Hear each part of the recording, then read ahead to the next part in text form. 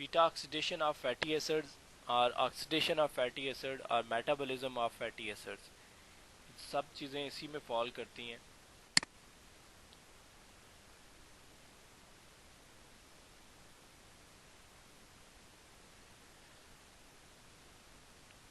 अच्छा, fatty acid from the diet और from the degradation of triglycerides. Triglyceride means fats. Fat से आपने degradation जो होगी फैट्स की, वो आपके पास दो चीज़ें सिंथेसाइज करेगी। एक आपके पास होगी फैटी एसिड्स और दूसरे आपके पास हो गए ग्लिसरॉल। तो ग्लिसरॉल की फर्दर फॉर्मेशन में हमने देखा था कि वो ग्लूकोज वाली साइड पे चले जाते हैं और ग्लूकोज से फिर वो ग्लाइकोलिसिस और ग्लाइकोलिसिस से क्रब साइकिल, कैल्विन साइकिल, और उससे मूव करते हुए फिर आपके पास इलेक्ट्रॉन ट्रांसपोर्ट चेन और एंड पे आपके पास एटीपी की फॉर्म में एनर्जी आपको प्रोवाइड कर देते हैं।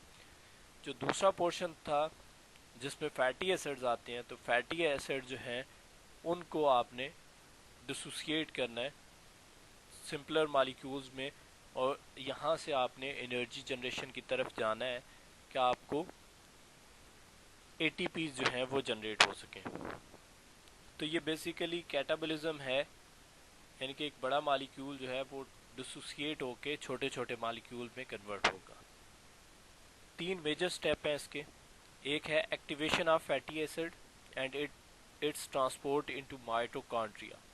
माइटोकॉन्ड्रिया के अंदर इसकी ट्रांसपोर्ट होगी, लेकिन पहले इसकी एक्टिवेशन होगी। जो फैटी एसिड है वो एक्टिवेट होगा। नंबर 2, बीटा ऑक्सीडेशन, मींस कि बीटा कार्बन पे आपके पास कुछ ना कुछ ऐसा फिनोमेना होगा। और number 3, electron transport chain. Electron transport chain basically जो है वो आपके पास एनर्जी जनरेशन के लिए अवेलेबल है। तो यहाँ से बेसिक स्टेप तो आपको समझ आ गया है कि बीटा ऑक्सीडेशन होनी है फैटी एसिड्स की, और उसने जनरेट क्या करना है। एक स्टेप कल वाला जो हमने कर लिया था कि फैट्स डिसोसिएट होके दो चीज़ें बना रहे हैं, एक उसने बनाई है फैटी एसिड्स और दूसरी ग्लिसरॉल। इन्हीं दो चीज़ों से मिलके फैट्स बनते हैं। ग्लिसरॉल थ्रू ग्लूकोजिनोलाइसिस उसके थ्रू होता हुआ वो ग्लूकोज में चला गया, और यहाँ पे ये जो फिनोमेना है इसमें क्या हुआ है कि ये आपके पास फैटी एसिड जो हैं वो बीटा ऑक्सीडेशन के थ्रू होते हुए आपके पास एनर्जी रिलीजिंग की तरफ जाएंगे। इसमें तीन मेजर स्टेप हैं। एक है आपके पास एक्टिवेशन ऑफ फैटी एसिड्स, और उसके बाद उसी प्रोसेस के अंदर ट्रांसपोर्ट होनी है वो एक्टिवेटेड फैटी एसिड्स की इनटू माइटोकॉन्ड्रिया। नंबर 2 जो है वो आपके पास बीटा ऑक्सीडेशन है, और नंबर 3 जो है वो आपके पास electron transport chain. Fatty acids are first activated with the addition of coenzyme A. Coenzyme A आपने ऐड करना है, जिससे क्या होगा वो एक्टिवेट हो जाएगा। 1 ATP is used in this activation step. अब यहाँ पे देखेंगे एटीपी, एक एटीपी जो है वो आप यूज करेंगे। This process is mediated bye enzyme acyl को ए सिंथेज। ये आपके पास एंजाइम है एसाइल को ए synthase. Once fatty acid is attached with CoA, the fatty acid CoA compound is now ready to be transported across the outer mitochondrial membrane with the use of carnitine। तो ये आपके पास CPT, ये enzyme 1 के through होता हुआ आपने transport कर देना है इसे एक पॉइंट से दूसरे पॉइंट पे। अब ये जो CPT1 है ये आपके पास है ट्रांसफरेज एंजाइम की क्लास। जो ट्रांसफरेज आपने पढ़ी थी, एंजाइम्स की 6 क्लासेस थी, उसमें जो ट्रांसफरेज था वो इसमें आपके पास फॉल करता है, जिसे CPT1 कहते हैं आप। It is considered the rate determining step, और ये रेट डिटर्मिनिंग स्टेप है। अब देखें, वैसे स्टेप तो ये था कि फैटी एसिड एक्टिवेट हो रहा था, होना तो उसको चाहिए था, लेकिन वो स्लो स्टेप नहीं था, वो फास्ट स्टेप था। स्लो स्टेप क्या है?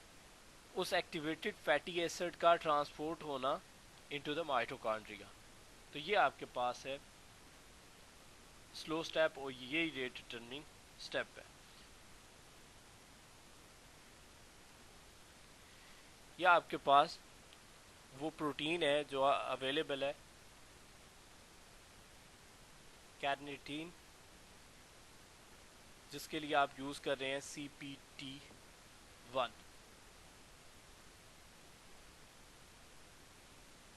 कैर्निटीन पाल्मिटॉइल ट्रांसफरेज 1, ये आपके पास एंजाइम है। ये फैटी एसिड किसके साथ मिले हैं, कौन एंजाइम के साथ मिलकर ये बना रहे हैं? जी, ये नहीं बना रहे, इस इसके थ्रू उन्होंने ट्रांसफ़र होना है। फैटी एसिड मिले हैं को ए के साथ और वो बन गए हैं फैटी एसिड को ए। देखिए, once fatty acid is attached with CoA, the fatty acid CoA compound is now ready to be transported, यानी कि एक्टिवेट हो गया है। जब वो CoA के साथ मिला है, एंजाइम के साथ मिल गया, अब वो एक्टिवेट हो गया। अब एक और एंजाइम चाहिए जो उसको ट्रांसफ़र करे उस पोजीशन से माइटोकॉन्ड्रिया की तरफ।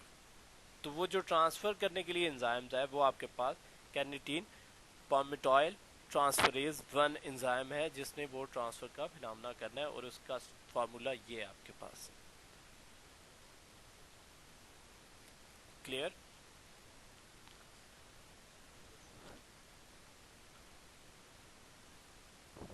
अब आपके पास वो असाइल कार्निटीन। जो ब्रदर जो ये जो आपने बॉन्ड्स बनाए ना, इसका कंबाइंड फार्मूला क्या होता है, मैं समझ पा रही हूँ। कौन से बॉन्ड बनाए? ये जी वाले? ये वाले। जी जी। ये तो इस सब्सटेंस का है ना, जिसे कार्निटीन कहते हैं, ये उसका फार्मूला है। जो टर्म हम यूज़ कर रहे हैं ना, उसमें से सिर्फ ये इसका फार्मूला है। हमने टर्म यूज़ की है कार्निटीन पाल्मिटॉइल ट्रांसफरेज 1, ये एंजाइम है एज अ होल। तो इसमें जो सब्सटेंस है, जो केमिकल है कार्निटीन, ये इसका ये फार्मूला यहाँ पे शो किया हुआ।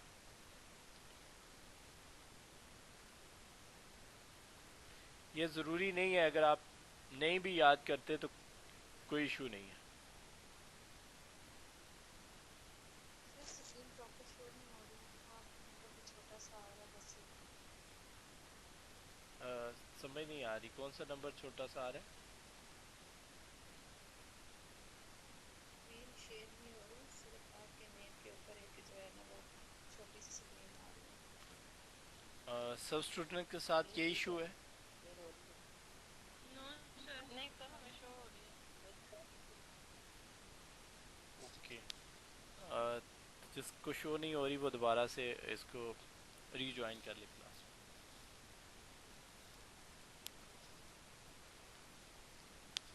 जी, सबसे पहले आपके पास कार्निटीन है। अब इसके साथ वो जो आपका बना था एसाइल को ए, जो कि फैटी एसिड था आपका, फैटी एसिड के साथ को ए लगा था, तो आपने फैटी एसिड को ए कहा था। वो असल में बेसिकली वो आपके पास क्या था, एसाइल को ए। तो वो कार्निटीन के साथ मिलके क्या बनाएगा, एसाइल कार्निटीन। और इस एसाइल कार्निटीन जो है ये फैटी एसाइल कार्निटीन है, जो कि ट्रांसपोर्टेशन के लिए आपके पास अवेलेबल है, और इसको आप ट्रांसपोर्ट कर सकते हैं, एक्टिवेटेड भी है, और इसको आप ट्रांसपोर्ट भी कर सकते हैं। फार्मूले बेशक अगर आपको नहीं भी याद होते, लेकिन कम अज़ कम इनके नेम के साथ आपको याद हो कि कौन से सब्सटेंसेस के मिलने से क्या बन रहा है।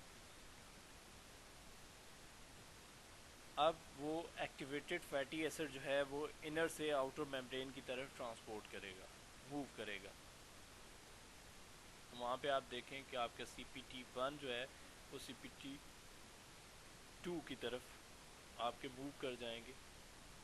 एसाइल को ए जो है वो कार्निटीन के साथ मिलके एसाइल को ए CPT1 एंजाइम की प्रेजेंस में एसाइल कार्निटीन की तरफ मूव कर जाएगा।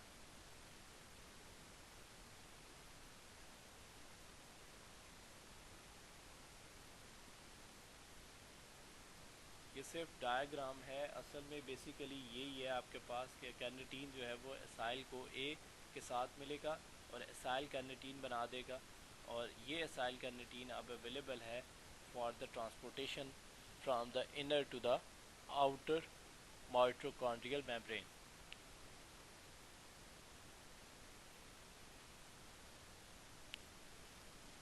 अब जब वो फैटी एसिड कार्निटीन जो आपने बनाया था वो माइटोकॉन्ड्रियल मैट्रिक्स के अंदर पहुंच जाएगा, तो fatty acid carnitine react with coenzyme A leading to the release of fatty acid from the compound.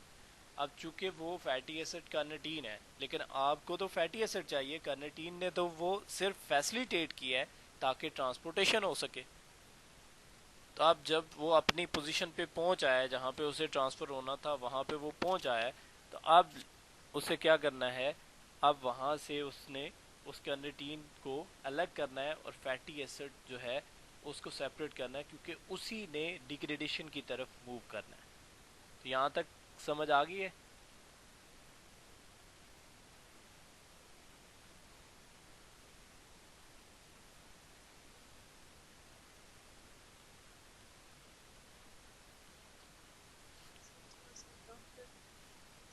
देखिए मैं दोबारा से रिपीट कर देता हूँ, आपका स्टार्ट क्या था, फैटी एसिड।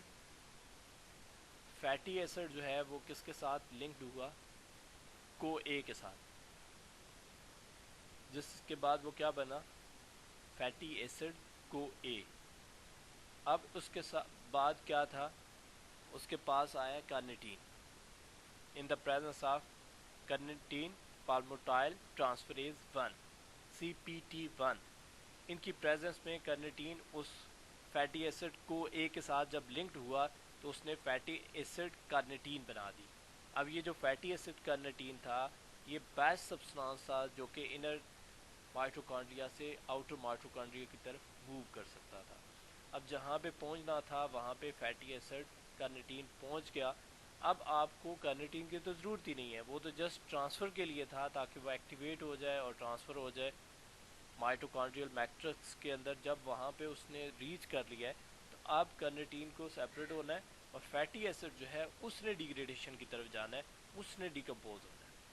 तो अब आके आपने रिलीज़ कर लेना है उस कार्निटीन को और आपके पास क्या रह जाएगा, जस्ट सब्सटेंस रह जाएगा, फैटी एसिड को ए अगेन जो है वो बन जाएगा आपके पास।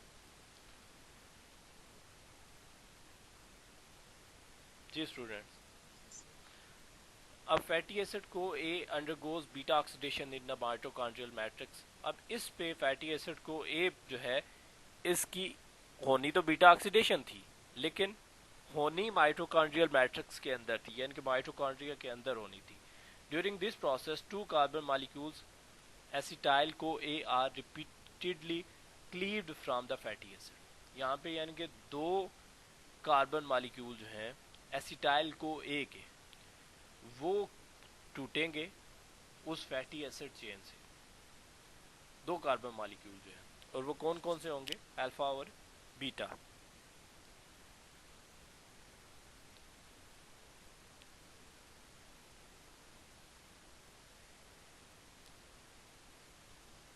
ये आप देखें, ये आपके पास इनर मेम्ब्रेन स्पेस है, तो यहाँ से वो मूव कर रहे होते हैं एक साइड से दूसरी साइड की तरफ। ये कार्निटीन असाइल ट्रांसफरेज 1 था, इससे वो मूव कर रहे होते हैं और इसमें ट्रांसफ़र होते हुए उनका क्या है, ट्रांसफ़र होने से पहले उनके साथ कार्निटीन ने लगना है और ट्रांसफ़र होने के बाद कार्निटीन ने उतर जाना है। जी स्टूडेंट्स,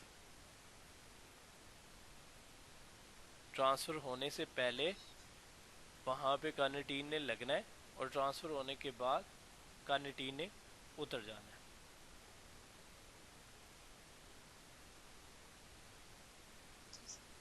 ये सिंपल सा फिनोमेना है।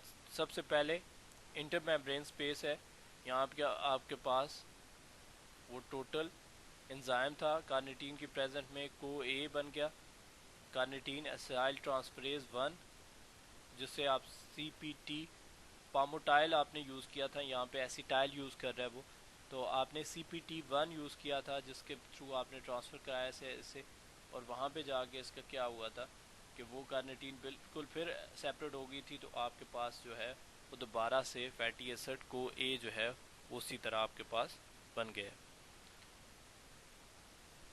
Beta oxidation reactions diagram. अब ये बेसिकली आपके पास बीटा ऑक्सीडेशन है, वो जो एसाइल को ए है वो। अब आप जहाँ से आपने स्टार्ट किया था वहाँ पे जस्ट आपके पास फैटी एसिड था, और आपने उसे को ए के साथ मिलके फैटी एसिड को ए बना लिया था। यहाँ आपके पास असाइल ग्रुप मौजूद है, और असाइल ग्रुप की प्रेजेंस में आपने क्या करना है, ये माइटोकॉन्ड्रिया के अंदर ये रिएक्शंस हो रहे हैं। तो सबसे पहला स्टेप आपके पास क्या है,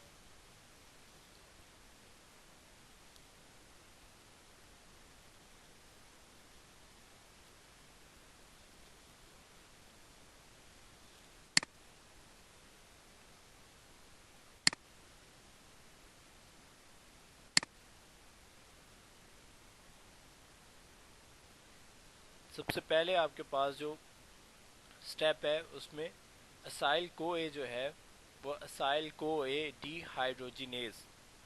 अब यहाँ पे एफ ए डी जो है F A D H two में कन्वर्ट होगा, और आप देखें कि वो जो प्रेजेंस है अल्काइल ग्रुप के साथ जो C H two single bond C H two है, यहाँ से दो हाइड्रोजन मालिक्यूल जो हैं वो रिलीज हो गए हैं।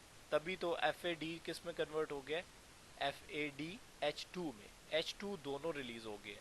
एक हाइड्रोजन इस कार्बन से रिलीज हुई है और दूसरी हाइड्रोजन इस दूसरी कार्बन से रिलीज होकर आपके पास आ गया बीटा इनॉइल को ए।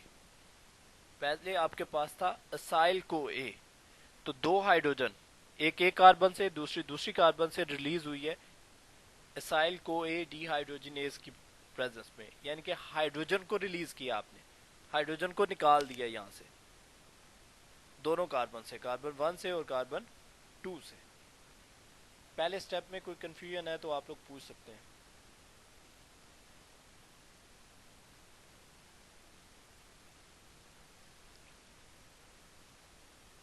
जी स्टूडेंट्स,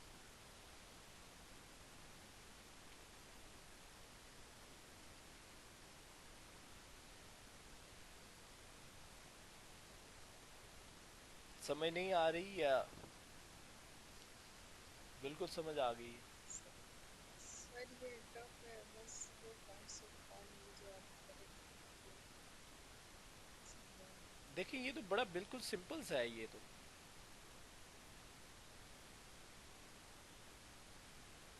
ये आपके पास असाइल को ए का फार्मूला था, यहाँ से क्या हुआ है, एक हाइड्रोजन इससे रिमूव हुआ है, एक हाइड्रोजन दूसरी कार्बन से रिमूव हुआ है। तो जब दो हाइड्रोजन रिलीज हो गए हैं तो वहां पे एक एक इलेक्ट्रॉन स्पेयर था कार्बन के पास, उन्होंने डबल बॉन्ड बना दिया। इसको बीटा इनाइल को ए कहेंगे। नेक्स्ट स्टेप में उसने क्या किया है, हाइड्रोटेज कर दिया है, यानी कि वाटर ऐड कर दिया है। अब वाटर ऐड करेंगे तो ये जो कार्बन जहाँ पे आपने हाइड्रोजन एक एक रिमूव की थी, उसमें एक कार्बन को पानी का OH मिल जाएगा और एक को वाटर का H मिल जाएगा। अब जिसे H मिला है वो CH2 पे चली गई है, और जिसे OH मिला है उससे CH के साथ OH बॉन्ड बना लिए। ये सबसे आसान ये बीटा ऑक्सीडेशन रिएक्शंस हैं अगर आप देखें तो। देखिए पहले स्टेप में कार्बन 1 और 2 से एक एक हाइड्रोजन रिलीज हुए हैं और वहां पे डबल बॉन्ड आ गया। दूसरे स्टेप में उसी डबल बॉन्ड पे वाटर ऐड किया है, हाइड्रोटेज किया है, हाइड्रा कहते हैं वाटर को। तो एक कार्बन को हाइड्रोजन मिल गई है और उसका CH2 मुकम्मल हो गया, और दूसरी कार्बन के लिए OH आ गया और उसने OH को अपने साथ मिला लिया। अब इसका नाम हो गया बीटा हाइड्रो ऑक्साइल को ए। अब यहाँ से फर्दर जो फॉर्मेशन की तरफ आप गए हैं, यहाँ पे आपके पास बीटा हाइड्रोक्साइल को ए डीहाइड्रोजिनेज, यहाँ से एक हाइड्रोजन जो है वो और रिलीज होगी। अब ये OH की जो हाइड्रोजन थी वो रिलीज हो गई है, इसीलिए NAD पॉजिटिव जो है वो NADH में कन्वर्ट हो गया। अब वो H जब रिलीज हुई है तो कार्बन और ऑक्सीजन का बॉन्ड जो है वो डबल हो गया, और अगले स्टेप में क्या हुआ है, यहाँ पे वो डिसोसिएशन हो गई है, जिससे फर्दर क्या हुआ है आपके पास एसिटाइल को ए उसी तरह सेपरेट हो गया और दूसरा सब्सटेंस जो है वो आपके पास अलग हो गया। असाइल को ए अलग हो गया, एसिटाइल को ए अलग हो गया। इस सारे स्टेप में होता क्या है, जस्ट आपको ATP जो है वो जनरेट होते हुए मिलते हैं। तो ये स्टेप्स हैं मुझे नहीं लगता ये मुश्किल है, बड़े आसान से स्टेप्स हैं। यहाँ पे अब आप उसने सिंगल सिंगल करके बताए हुए हैं कि कितने किस तरह से रिएक्शन होगा, क्या क्या चीज़ मिलेगी और क्या क्या नहीं मिलेगी। तो ये टोटल एटीपी हैं इसके पर बीटा ऑक्सीडेशन साइकिल जो है वो टोटल ये जनरेट करता है। सबसे पहले स्टेप में F A D H two में गया तो 2 एटीपी जनरेट हुए। फिर आगे N A D positive N A D H में गया तो 3 एटीपी जनरेट हुए। आगे 1 एसिटाइल को ए जो है वो क्रब साइकिल में जाएगा तो वहाँ पे 3 NADH X3 और एटीपी जनरेट करके टोटल वो आपके आ जाएंगे 3 × 3 9 ATP।